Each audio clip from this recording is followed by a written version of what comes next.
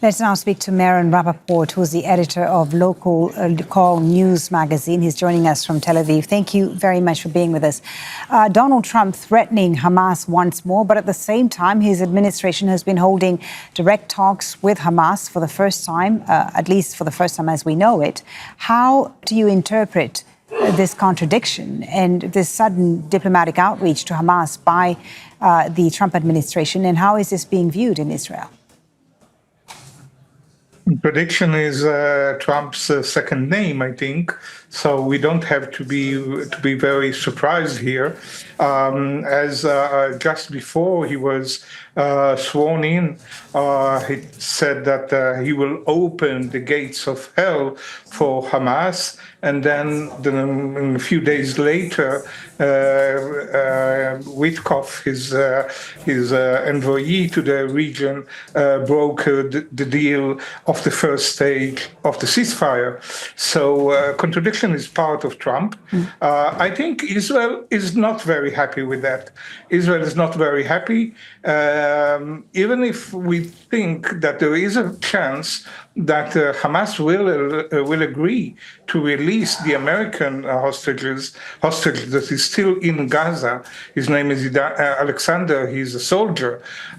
It will put enormous pressure on the Israeli government if Hamas will release a prisoner without releasing other prisoners who do not have American citizenship. It will make the Israeli government look very bad. So I think Israel is not very happy with that. How do you think, I mean, presumably the Israelis, from what we've heard anyway, from the reports, is that they weren't consulted prior to these direct talks happening. How do you think then this might impact Israel's approach to securing the release of the remaining captives, given that the U.S. is now directly engaging with Hamas?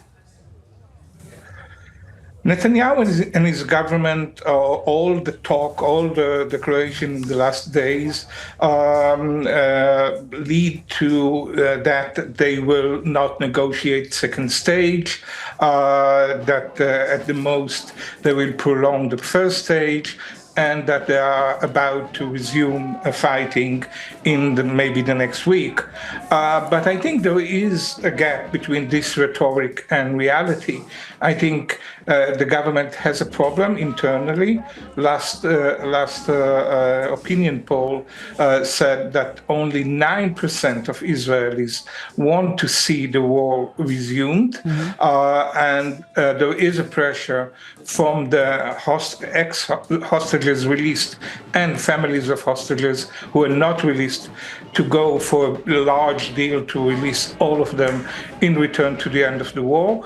So I think the situation is shaky, it's not very clear. Right. I think if Israel would have really wanted to go to war, it would have done so already. And you have Steve Witkoff, the U.S. Special Envoy, returning to the region in the coming days. Do you think he can put enough pressure on Israel to convince them to get into the negotiations for the second stage and salvage the ceasefire agreement?